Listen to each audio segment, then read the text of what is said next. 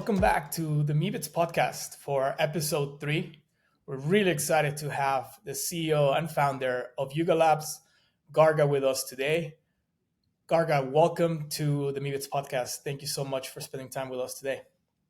Thanks for having me. Yeah, stoked to chat and catch up. Nice. Well, obviously, it's been a very exciting year, not just for the Meebits, but for Yuga and the other side and everybody in the NFT space. So I'm really pumped to get your thoughts on some of the things that have been happening, as well as what the future holds for both Yuga, the other side, and we'll talk a little bit more about Meebits in the future and their past and everything else. But just along that line, let's jump right into it. Let's pretend it's back to, call it March of 2021, a couple months or a month before Bored Ape Yacht Club is going to mint, and you visit yourself today from the future, and you tell yourself and Wiley and the rest of your early Yuga team, hey guys, like this is what's happened in the last 4 years. How would March 2021 Garga take the news? What would your initial reaction? Yeah, I think it's pretty surreal. Just to set the stage a little bit. At that time, we were coming out of COVID. My family we were pretty private back then because we had someone we're very close to with a serious lung condition. So we were just like at home all the time. And I was working as a book editor in those days, and really came to crypto and NFTs as just like a thing that we were passionate about, as I was passionate about, and I kind of looped Wiley in and wrangled Krem and Zishan and got the whole gang together in like February of that year. And yeah, look, when we got into BUIC, when we were working on BUIC, we felt like the NFT market had already kind of cooled off. Maybe it topped. There was the famous Beeple $70 million sale. You had like Nifty Gateway stuff popping off. You had Dapper Labs and NBA Top Shot, had explosive growth, but was already on potentially like a little bit of a decline in those days. And our feeling was, hey, I don't know that we're going to make money off this thing, but like, so assuming we're not, what is something that we, will be fun to put out into the world anyway? And out of the way that we brainstorm things, especially in those days, was basically Wiley and I batting ideas over across the phone, and then him all night stewing on things because he can't sleep, and stays up late, and I go to sleep early and wake up early. So I wake up to like a scree of 6 pages of stuff. A lot of it is like contradicting and whatever. It's just, that's how he works. And like I said, I'm an editor by trade. And so it's natural to me to be like, oh, okay, I like this bit here and this bit here. And kind of distill down things. And somewhere in his whole thing was the words Bored Ape Yacht Club. And the idea that it's not actually a yacht club, that it's like, that's kind of a joke, that it's like we were thinking maybe it's even landlocked or something. And that just tickled us. And we were off to the races on this idea of a bunch of crypto apes, people who like aping into crypto early. It's a fond word for all of us here in crypto. And in those days, GameStop and Wall Street Bets and the whole like Wall Street Bets apes was a big thing. So I liked that. We liked that resonance too of the word, and we got to work. And obviously it was nuts. A year later, we were raising, a seed valuation of $450 million, something absurd, and we were acquiring CryptoPunks and Meebits. ApeCoin was launching. We brought in a CEO, Nicole Muniz, who was a childhood friend of Wiley's. And it was, absurd.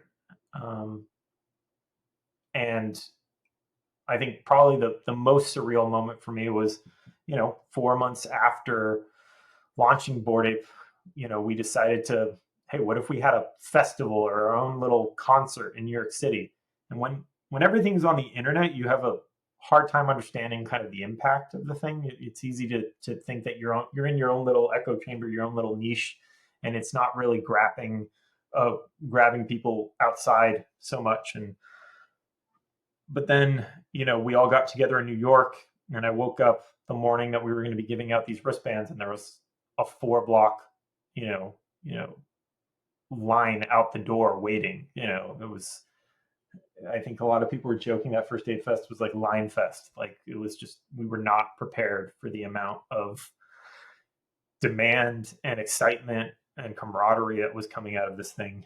And and we had Beck and the Strokes and Chris Rock showed up and Aziz Ansari, and it was just a wild night. Like 4 months after we thought, hey, this thing's probably not going to do anything.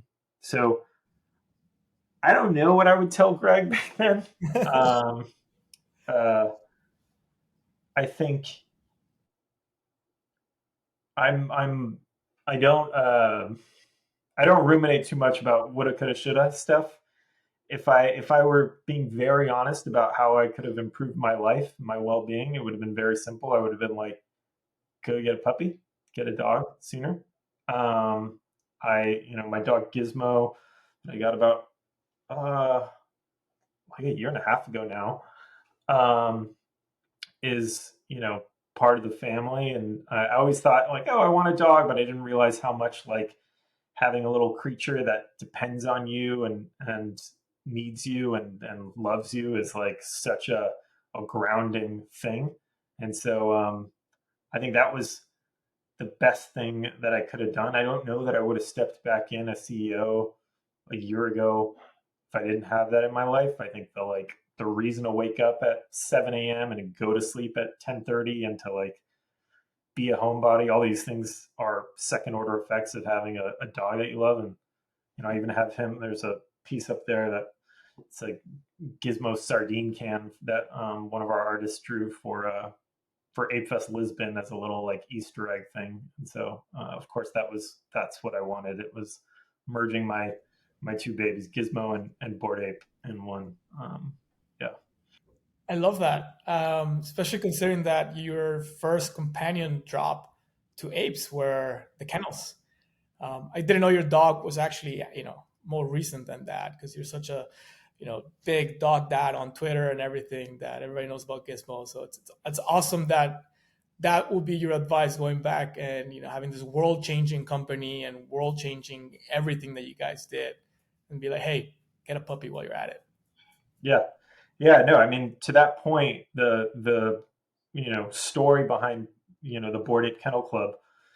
Um, a month in, we were already working on a month past Mint. We were already working on what would become Mutants, and that was just such a surprise drop. I think that was really Yuga at our best of just like hitting people with something that no one was expecting, that delighted so many people. Serums were getting airdropped, and you were applying to them your apes, and then these crazy punk rock looking crazy mutants were coming out the other end. But before that, we were like, what if we did something in between? Because I'm not sure. We were always of the opinion, you know, with any kind of community, like you just want to surprise and delight every chance you can get. And Wiley's got a very specific idea. I think it comes from George Saunders, a great short story author, that it doesn't matter if you're writing a book if like it's amazing by the end of the book if nobody gets to the end. And we all know like most people in the US barely read books anyway. And so what you should be trying to think about is like, how do you get people to be like getting little jolts of dopamine on chapter 2 and on chapter 3 and on chapter 5? Because if not, they're never going to get to the end. And the idea was, in some sense, like, what if we did something totally unexpected, a surprise thing? We had these companions come out of nowhere. No one had done like a companion NFT drop before. We weren't sure that these things would necessarily have value.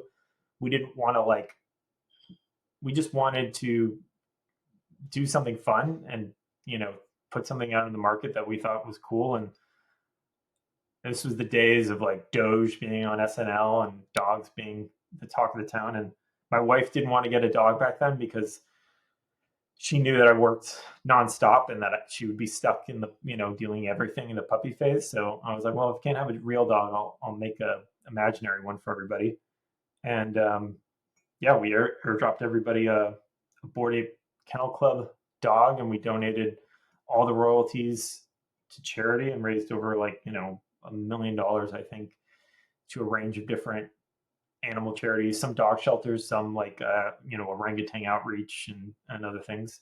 And yeah, it was a really special little drop for us. I love that. I love that you mentioned something twice when you were answering those first questions. Just like you guys wanted to do something that was fun, just wanted to have fun, regardless of the funding or the money or the revenue.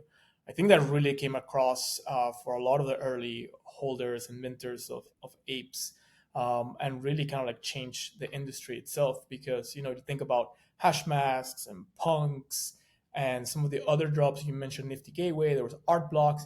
They were more about a certain thing that wasn't just fun or wasn't fun at all really, as the main outcome, right? Like it's fun to mint an art block, get off the dents and look at the outputs. It's fun when the number goes up, but it wasn't the intention to really get those NFTs to be a fun thing. Where you guys came in with that concept, and then you did it again with the kennels and the mutants and everything since. I want to jump a little bit on the headline here. Obviously, Meebits podcast, the Meebits people, and I think there's a lot of, I don't want to say questions, but a lot of people, like including myself and so many others, have never really heard the story about the acquisition of CryptoPunks and Meebits from Larva Labs by Yuga Labs. And I would love to kind of like just reset the stage a little bit. Take us back to like that time. You guys are, obviously top of the world, for a good reason. And I'm guessing you're getting a lot of advice and a lot of like, people want you to do certain things, and not just from the holders, but now you have big investors as well. Could you just like tell us what led to the acquisition of Punks and Meebits? Yeah. It's funny. So this was, I think, around January of 2022, probably, when I think the conversations first started. And then I think it was announced 2 months later, in March. And,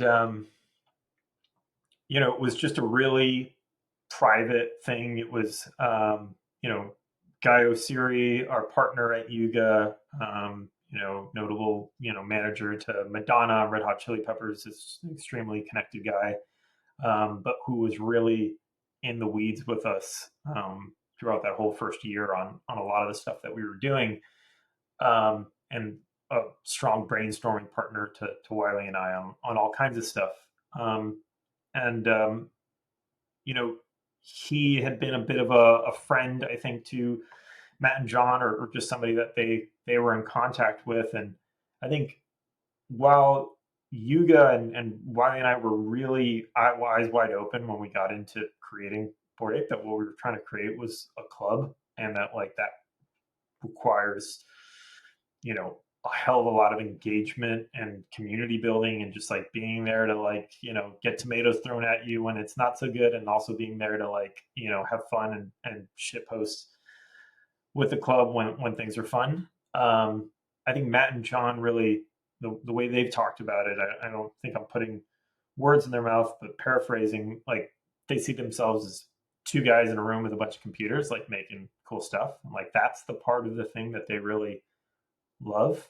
And some of the community management, or just like all the expectations that were then kind of put on them later, they struggled with. And we both had similar, trolls coming after us in those days, and had our own ways of dealing with them. And I think they thought that it would be a good moment to kind of find somebody to steward the brand into the future. And obviously we had nothing but respect for Punks. Like that was in a lot of ways, Bored Ape was our way of trying to formalize and like build around a lot of things that had been kind of this emergent features of CryptoPunks as an NFT project. Of like, there's this Discord, and there's everybody talking all the time. There's like, and there are people who are like airdropping to punks or identifying them for different things, and there are PFPs that you respect on Twitter. And at the same time, like Meebits were something that came out just after BOIC, I think, and it was something that people were pitting us against each other. There was the iconic Beeple piece of I think there's like three pieces, a little like apes versus Meebits war, which we wanted to make sure it's like, as long as it's all good fun and not like the tribalism in NFTs, I think can be a positive. It's like cheering for a sports team. You just don't want it to veer into the hardcore like hooliganism and I don't know. And so basically, guy came to us with this idea, and he thought that they'd be open to it. At first we didn't, the conversation was really around punks, and we weren't even sure like, well, should we do this? But I think at the end of the day, we wanted to, because we felt like, well, who else is going to do this? Can we preserve this legacy better than anyone else that we think might be looking at this? And we decided yes. And that was that. We we got the deal done pretty quick. I mean, it wasn't something that we even involved our investors in. This deal was getting done while we were closing our seed round, and we took it so seriously that we didn't want this leaking or anyone knowing about it, that like our seed investors, we didn't even tell them until like, I think we told like a couple of people at the last minute, like, all right, we're going to tell Chris Dixon, but then like, so he can be like, they've got a plan, leave them alone or whatever. Like, who's the one person we could tell to give us the breathing room? Because there were some eyebrows raised, like, oh, you're going to spend a bunch of this money immediately, and you're not even going to tell us what? And we're like, yep, that's what we're going to do.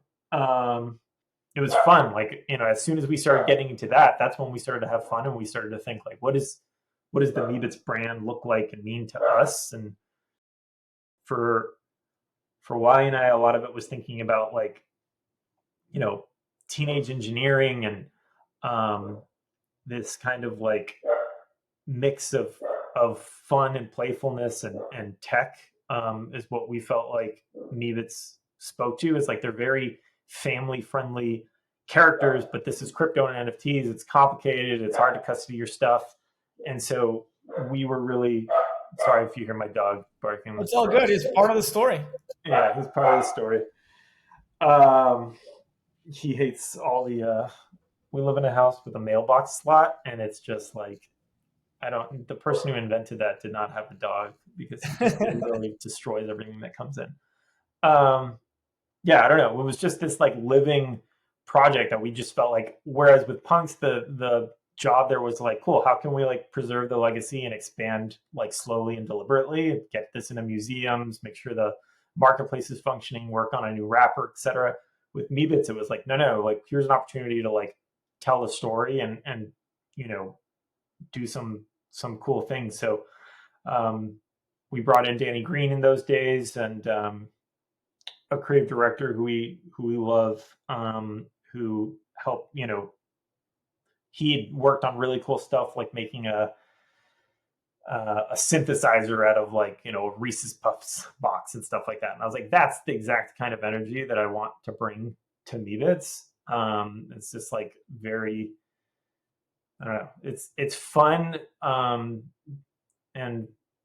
without a little, a little less of the crass and the craziness of Bored Apes, a little less punk rock, but still, we felt like a way to, we felt like the Meebits brand could still be very adult in its own way, and so that's how we started approaching it in those days. Yeah, I think Matt and John described Meebits as little pieces of software that you can do fun things with, and that's kind of like the direction you guys were taking. Obviously, both the crypto market and the NFT market, took a big tumble just a few months after you guys took over both Punks and Meebits. There's not just the Yuga, but across the whole board, right? Every crypto company, a lot of restructuring, a lot of downsizing, a lot of just grappling with the reality of a bear market that obviously calls for a lot of tough choices, right? But you guys still did a lot for Meebits, and I actually don't think y'all get enough credit for all the things that you shipped for Meebits over those couple of years. So I wanna recap some of those. You guys did MB 1.1, which was the first part of the Yuga roadmap for Meebits, and those were like these really cool posters that holders could claim for free. I have like 15 of them in my closet. I have not framed them because I don't have a place to put them, but those were really, really cool. And then you shipped 1.2, which was Turn On, which I think was the first time where Meebits had an opportunity, Meebit holders had an opportunity to really see what the Meebit models were capable of without having to know how to, animate stuff on Blender themselves and so on. You guys worked with a really good studio building that. I'm sure that was expensive. How did you feel about both 1.1 and 1.2 at the time? Yeah, I mean, they were two fun things, and part of that was this new website that the Meebits brand is pretty clean and understated. I mean, it's they're simple voxel characters, and so the brand needed to match that. And I think slowly building the brand through some of the, like, just the visual systems that we were kind of creating with the team in house and with the studio outside is what like got me excited. Just a nice breath of fresh air compared to some of the like maximalism that we do with BOIC. And yeah, I love the posters. I think they look sick. We actually had a bunch of alts that are really cool. Maybe I'll try and dig those up to send them to you. Maybe they can find a home someday or a second life somehow.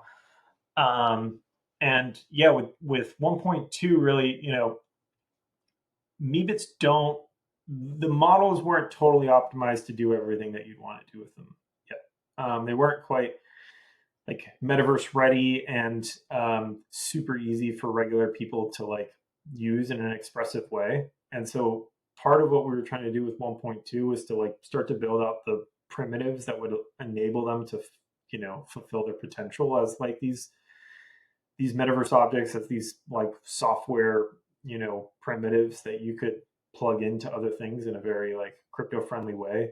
The other thing that we did day one with Meebits was we had them adopt similar kinds of license rights as what we do with Bored Ape, which we felt like was important to them. Again, meeting the potential as like, this is yours, you can build with it, you can like express yourself with it. Yeah, I remember that was one of the big things also for punks, finally getting clarity on the licenses, and the models. And I think a lot of even just Meebit holders don't understand the difference between the models that Larva created, which are more like digital sculptures, kind of like meant to be printed out potentially, or used in a more dense way, and then the models that Yuga Labs created, which enable you to use the Meebits in different game engines, be able to do cool fun animations with, and that's something that now we have. Actually, we've just been getting the files. It's like gigabytes and gigabytes of data that we've been receiving from you guys, and making sure that we have everything ready to deploy now to our community. But yeah, I don't think you guys get enough credit for really rewiring, re-rigging every single Meebit, creating new models, and how much time, effort, and resources that took. So thank you guys for that. Which leads me to Meetropolis, right? Obviously, the other side. I would love to hear from you again, similar to what we did with kind of BAYC and going into the last 4 years. Like, what's the vision for the other side? Going into it, obviously, we've seen different things come out through time. You mentioned one thing that always stuck to me from your other podcasts and just interviews and writings is like the Web3 living room. I would love to kind of just ask you to expand on that and how you saw other side going into it, and then we'll talk about the future here in a minute. Yeah, for sure. I think so. Where that phrase, like the living room of Web3, comes from. I had, Wiley and I both grew up in Miami. The bar. there was a bar that inspired the Bored Ape Yacht Club, this kind of divey bar in South Miami. And there was another bar in Wynwood that was just like the place back in those days, 15 years ago or whatever, where everybody was hanging out. It's still there. It's called Gramps. I actually took the team there. We had a small offsite with part of the team recently, and I was like, oh, it's just down the street. We'll go there. What I loved about Gramps when I was, in my early 20s is that it felt like the living room, because you could just show up any day at like 7 o'clock or whatever, and it was like the Friends Cafe, where it was like, you just, that's where people were. It was like this default space to go to, this third space to like hang out, get a drink, and like congregate. And as you think about the metaverse, I think the most potent version of it for me is, can you get to a place where it can be this space where you're just like socializing and engaging and just like going, you're logging on to just find your tribe, or your tribe will be there. And to do that, you need to have like obviously a pretty flexible platform. For us, what that meant was different brands need to be able to create their own experiences that are like true to them, and so you need to have a platform that's extensible and has the right personality that like you could, Bored Apes could find a home there, but so could Meebits or any other NFT project, hopefully, for that matter. Key to that is people being able to come as their avatars. It's not an easy thing, especially considering other side is built on M squared tech that enables like thousands and thousands of people to be in the same space, whereas Fortnite is kept out at whatever 100 people in a lobby or somewhere abouts. And so step one for Meebits was building them the right models that are optimized, rigged, that they can bend the right way so that they can actually be used. They're all built with voxels, so, and like you said, originally quite sculptural, so they wouldn't articulate the right way as the arms in a natural way to actually be used. And we have custom animations for the guys in other side that was important to, I don't know, maintaining their personality, but also to have an island that we felt like makes sense for Meebits. For Bored Apes, we have the swamp, which has the clubhouse, and it's kind of this, Everglades inspired scenery. But with Meetropolis, it's like the name sounds, it's urban. There's a lot of different inspiration coming from like Central Park and Venice Beach and downtown and all that. And our hope was to really make a world that was like just super dense, that you could get lost in. One of my favorite oddities of the last few years is this like TikTok brain rot stuff, where the first top half of a screen is somebody talking about something, and the bottom half is somebody just like going around mining something in like Minecraft, or doing something somewhat banal in a video game, but that it's still like engaging to you in some way.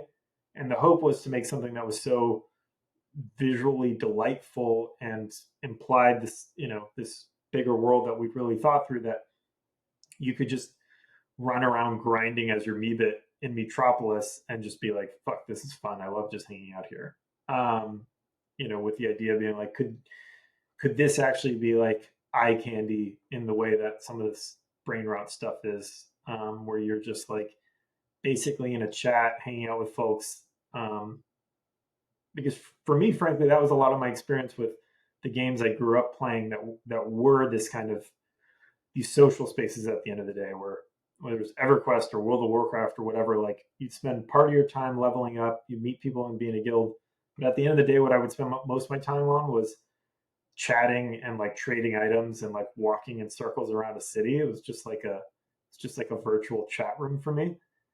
And if you're trying to optimize for having a living space like that, something that can replace or supplement Discord in some way or Twitter in some way, then I think having a super visually delightful world that's got like tons of nooks and crannies to explore, and also some features that are just like super fun, which that's why I like one of the main things we built early on in Meetropolis was like, cool, we're gonna have like a whole system of grind rails throughout this whole thing that you can connect and all this, and anyway, it's just it was a cool little tidbit that we built in.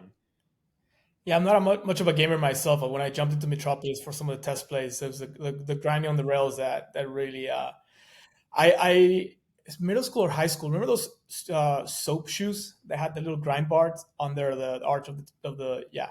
So I remember saving for months to get some, and then using them until I literally got detention multiple times because the Catholic school I went to just against anything fun. They did not appreciate my soap shoes. The time I dyed my hair red, among other things. Nice. Um, I hope those pictures show up someday. there's only one. It's from Disney World. it looks orangey, but my dad has it. I think I'll ask him. And I'll put it up someday. Question for you on Meetropolis, and I think for us it's great that it's Meetropolis because as you've seen, Meepco really believes that Meebits are New York residents for the most part, and so Meetropolis is to New York, like Gotham is to New York, and like so many other big IP properties have their imaginary city be New York at the end of the day, or New York inspired. So that's really cool. Why did you guys decide to do the first like kind of Project Dragon activations on Metropolis and not some of the other islands that you've developed? Yeah. So early on with in the acquisition, post acquisition, I think Wiley tweeted about this. He went on vacation and for a couple of days and just like scribbled ideas on the beach on like crazy ideas for Meebits, and then was calling me and being like, "We should do this, we should do that." Part of the goal, again, our whole thing is like surprise and delight. It's like, and so this storyline started to form for us that involved started with this kind of urban city and then took a really crazy twist. And I don't want to spoil it.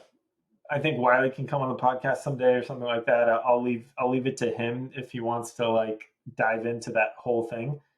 But essentially, what we did with Project Dragon was a version of it, which was to start in just this, very happy-go-lucky. It's like the start of the Lego movie, like everything is awesome, urban city, and then introduce this kind of poison, essentially this like chaos that's infecting the populace through these, basically Mountain Dew cans of Bit Fizz, and taking over, driving people crazy, and resulting in this like massive, 1,000 versus 1,000 death match to control different parts of the city. Because at its core, the other side storyline is really around like the pull between chaos and creation. There's like this red versus blue thing that manifests in different ways in different places. And in Meetropolis, the way that chaos was coming in and adding its own flavor to things was really through the Bit Fizz and through this fight that was going on. And for us too, what we wanted to test out as we were building this was like, cool, how can we make this a branded experience that's like, it's still other side, but it's Meebits other side. It's like their version of this, because I think that's key to when you think about bigger brand partnerships that we want to do, or people that we've talked to, or even for our own communities. Like, just how do we make a space that people want to, that they can own their narrative in some way while it still feels part of the platform. And yeah, I don't know. We also just wanted to do something special for the Meebits community, see if we could activate that community in a fun way, because they are, again, these metaverse objects. Like, yes, at first they were more sculptural, but the idea was always there for Meebits to be these like metaverse ready NFTs and avatars. And so having them, it just felt like a really good way to show off a lot of boring work that people don't know that needed to go into it to make them really extensible and usable, which is just be like, cool. Not only are they usable in a metaverse, but they're usable in a metaverse that has 2,000 people all shooting each other and flying and grinding and chilling. So Yeah, no, they look great. That world record breaking event that y'all had. My only gripe is you made them a little shorter than the apes, and I think maybe it's should be a little taller. But we can talk about that some other point. it's a little bit of a yeah, it's kind of a benefit because we didn't make the hitboxes the same, so it's actually like Oh, I way see. easier to be a Meebit and that or a Coda, I think, in Dragon than it is to be an ape. But yeah, it's That's a the good point. perils of being an ape, I guess. Yeah, again, I always whenever I go into the games, I'm not a gamer, so not really my strength. Other side and the future of Yuga here. Obviously, you guys making a big bold bet on BAYC. First time I ever used BAYC, but you've used it all the time, which is called Bored Apes. But the Yacht Club, other side, and supporting teams on Ape Chain. What can you tell me about kind of like what's coming up for other side and how you guys are getting ready for it? What can we expect? Sure. We are super. So, like you said, we just hit a Guinness. We broke a Guinness World Record a little over a month ago for the most players in a shooter. Basically, I think it was like 2,197. I think was where we landed, and the previous record holder was like 1,500. Um,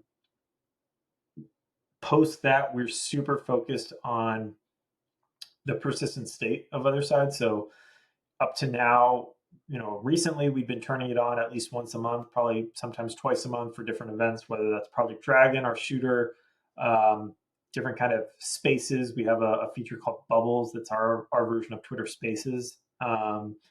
We've held poker events, one in Meetropolis, and also at poker tables scattered around BOIC Island.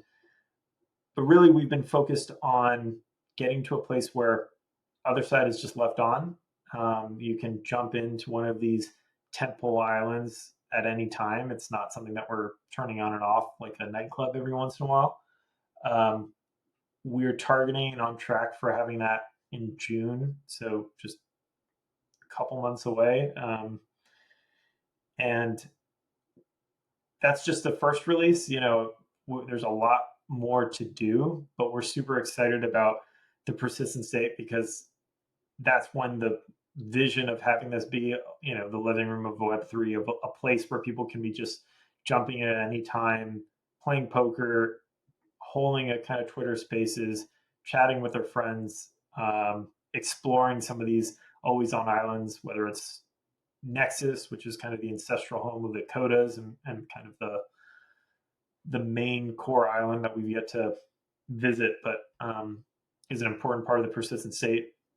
Meetropolis, the home of Meebits, the swamp, home to Bored Apes, and um, and also a bunch of ODK features. So the ODK is the Other Side Development Kit. It's our SDK that we've made available to different community members and third-party devs to build using the same tools that we use to build these islands and these experiences.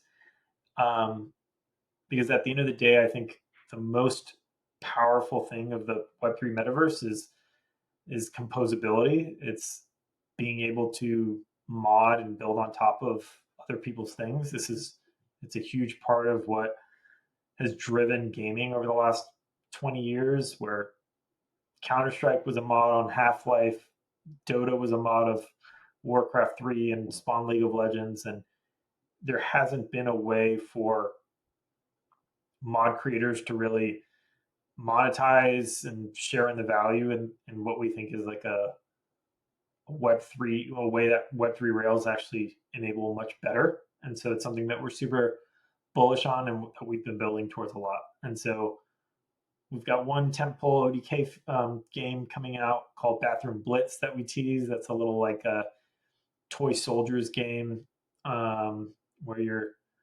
running around the BOIC bathroom as if you're a few inches tall, grappling across walls and sniping each other, which should be fun.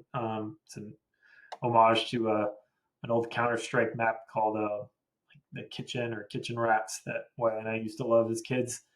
And there's some other ones that we've been building in addition to further fleshing out like bubbles and poker and that kind of thing.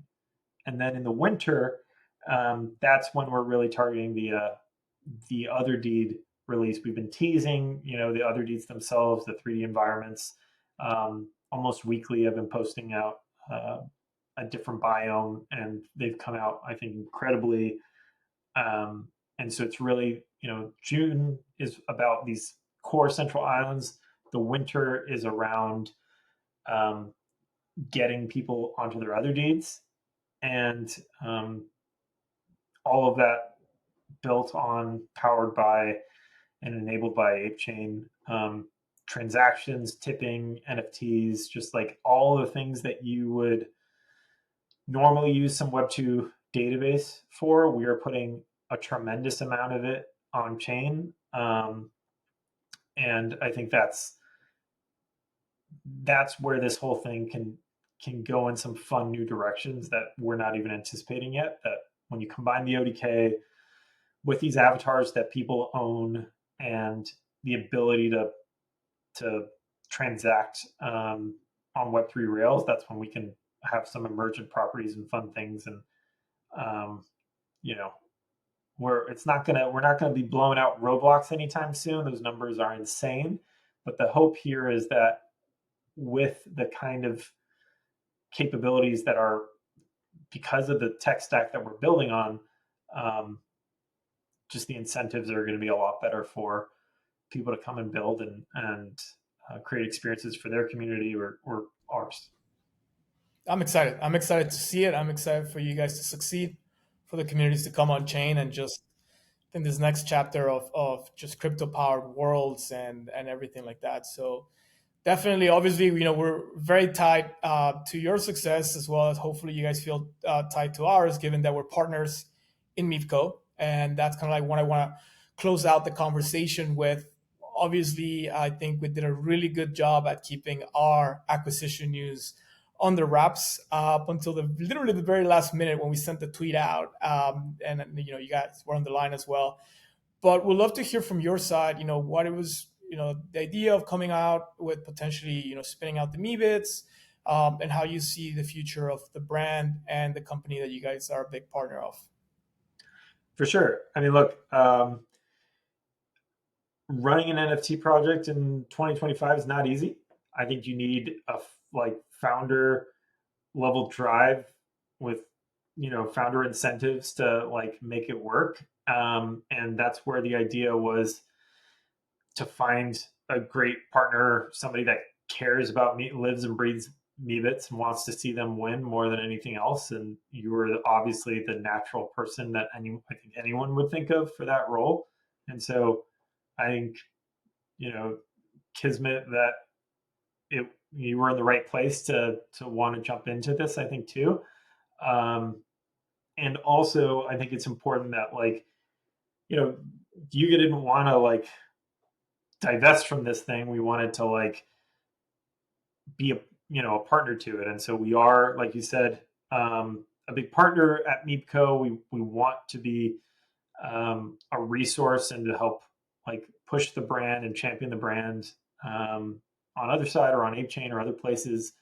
And yeah, I'm excited for the future, and just super happy that this all worked out. I mean, I think it was a pretty universally positive, unanimously positive announcement where people were stoked. They know that you and the team that you've created and recruited for over at Meepco live and breathe Meebits, and that's that having you guys at the helm now, I think, is exciting for all of us. Well, thanks for the kind words. Yeah, we're super excited, and honestly, I was overwhelmed with the reception. I felt like Meebits themselves were going to be happy just to see us in charge, but I didn't expect the broader community to be so positive and vocal about kind of just this change in, not so much in direction, but like you said, the having somebody that's fully focused on it as we move forward. Well, thanks so much for coming on the Meebits podcast and sharing a lot of the story behind not just Bored Ape Yacht Club on the other side, but Yuga Labs. Obviously, love the dog you mentioned. Before we go, though, I have to ask you a question. If you could have any type of Meebit, which one would you have and why? I love the elephants. I love the suited elephants.